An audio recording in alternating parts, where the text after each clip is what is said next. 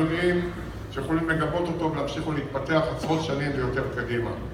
אני מאוד שמח על זה שברפורמות המאוד מורכבות והמסובכות שהובלתי ולפעמים בתנאי פתיחה מאוד קשים וגם התנגדויות. ניקח את השמיים הפתוחים, נושא התעופה שהוא מאוד רגיש ומאוד תלוי מה שקורה בעולם והוא חשוף. היו חששות מאוד כבדים שמנעו את הצעת הרפורמה הזאת לדרך במשך שנים. אני הובלתי, בדקתי, התייעצתי, וכשהגעתי להחלטה שזה נכון, עשיתי את זה.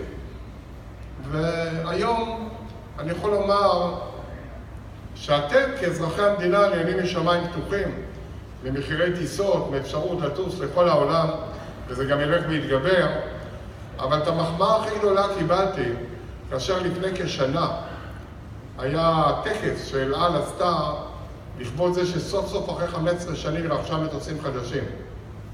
שלא הייתה תחרות, היא לא רכשה והפסידה. אבל עכשיו היא התחילה להרוויח. תוצאה מהתחרות, ירידת המחירים, הרבה יותר נוסעים. והיא ידעה להיערך, וגם לטיסות הלואו-קוסט, דברים אחרים, ואפשרנו להם. טרמינל 1, דברים אחרים. וכשאמרתי בטקס את הביטוי שמיים פתוחים, הדבר שהכי שימח אותי ש1,000 עובדי אל על מחאו כפיים. וזאת הייתה ההוכחה לכך שהרפורמה הצליחה. לא רק הירידה במחירי הכרטיסים, הגדלת היעדים, הגדלת הפעילות הכלכלית של ישראל, הרווחים שרשות שדות התעופה מרוויחה יותר ויותר תוצאה מהדברים האלה, אמרו דברים אחרים של אל תקרוס, ישראל, ארקיע בכלל, ואחרי זה החברות הזרות שהם יקרסו, יעלו את המחירים, ואתם מכירים את כל התיאוריות, קרה בדיוק ההפך. האזרח מרוויח, המדינה מרוויחה, החברות הישראליות מרוויחות, ואנחנו ממשיכים ובוחנים בכל עת את התהליך הזה, כדי שגם תהיה תחרות, היא תלך ותגבר, גם לארצות הברית תכניס לואו-קוסט. יטוסו ב$500, לא באלפי דולרים. אנחנו נעשה גם למזרח, אנחנו מרחיבים, בקרוב לתאילנד, כבר מגיעים מהונג קונג, מסין, סינגפור, אוסטרליה, הודו, כל המקומות, לטובת המדינה, לטובת אזרחי המדינה ושמירת חוסן החברות הישראליות. אתם זוכרים, ברכבת ישראל, אל תיפגעו, הייתה יושבת ראש מאוד מיליטנטית. אבל לא מיליטנטית בזה שכשיושבת משא ומתן היא עומדת על זכויות העובדים. זה בסדר גמור. אני בעד אגב שעובדים יעבדו וירוויחו ויתפרנסו, אני בעד הדבר הזה, זה משמח אותי. אני בהחלט רואה בזה תעודת כבוד, שגוף עובד ושימחת אותי שאתה מספר כמה עובדים קלטו כאן. זה תעודת כבוד, אבל קלטו על בסיס אמיתי. והיא מאוד התעקשה לא לאפשר בעצם לפתוח את החברה לפעילות של שיפור התחזוקה, קרונות נשרפו, אתם זוכרים? היו כאן דברים מאוד קשים. והגעתי להחלטה שחייבים גם בתחום התחזוקה לשלט, גם בתחום אחרים, להרחיב את פעילות החברה. בדרך כלל אני אספר בדיחה, אני לא אספר את זה כאן, כן? שאמרה שאין לה כנפיים, שהזמינו אותה לבית הדין לעבודה, ואז היא לא הגיעה, ואז נתנו לה כנפיים. אגב, ההסתדרות עצמה עשתה את זה. אבל מה שחשוב, שאני אורח קבוע בטקסי נשק פורים ואחרים של ועד הרכבות בצפון, בדרום, יש שם שניים, ואני רואה עובדים שמחים, שאומרים לי, צדקת. קולטים היום בכל שנה למעלה 200-250 עובדים ברכבת, בשכר גבוה. בשכר גבוה, כי החברה צריכה את זה, כי היא מתפתחת. אותו דבר בתשתיות. יש גם חברות מחו"ל שפועלות כאן. גם חברה לא רחוקה שעובדת כאן. העובדים אגב שיפעילו נמלים הם כולם יהיו ישראלים. אלה תנאים יסודיים וברורים. אבל שראיתי חברה סינית בונה כי זכתה במכרז, חברות ישראליות זכו במכרז להקים נמל חדש בחיפה. ואני בא לשם, ומנהל עבודה ומנתיבות אומר תודה על הרכבת שעשית.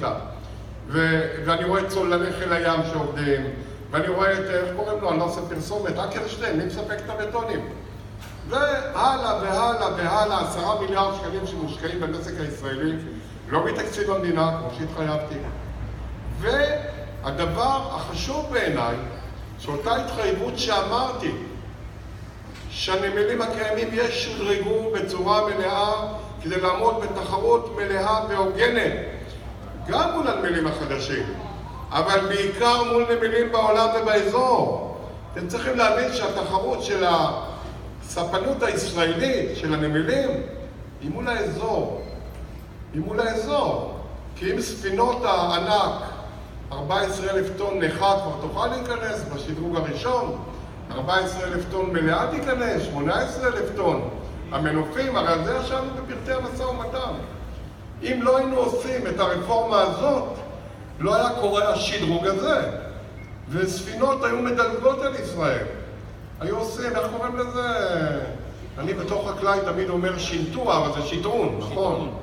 כן, היו מתחילים להוביל כאן בספינות קטנות, פידים.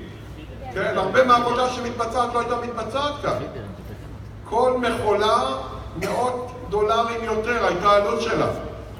תוצאה מהדבר הזה. דבר נכון הוא נכון לגבי הכל. ואני אומר לכם, ואמרתי את זה בביקור שעשיתי בנמל, ביקור ראשון מיני רבים שאני עומד לעשות. כי עכשיו המשימה שלי כאן ובחיפה לוודא שהנמלים הקיימים יהיו נמלים מובילים ומצליחים. ואני זוכר את ההנהלה ואת הדירקטוריון ושומע את העובדים וקשוב לכולם. זו האחריות שלי, שמה שקרה בשמיים הפתוחים, ברכבת, בתשתיות, יקרה בנמלים. וזאת תהיה הרפורמה הכי חשובה. ואני משוכנע שהפעילות תתרחב, אבל תתרחב כי צריך להרחיב אותה. כי הביקוש יעלה כאן, תוצאה מהאיכות, מהיכולת לקלוט.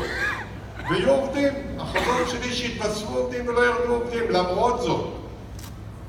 הייתי מוכן מלכתחילה, ואמרתי את זה לפקידי האוצר, כי אני בדברים האלה מייצג אתכם מול פקידי האוצר.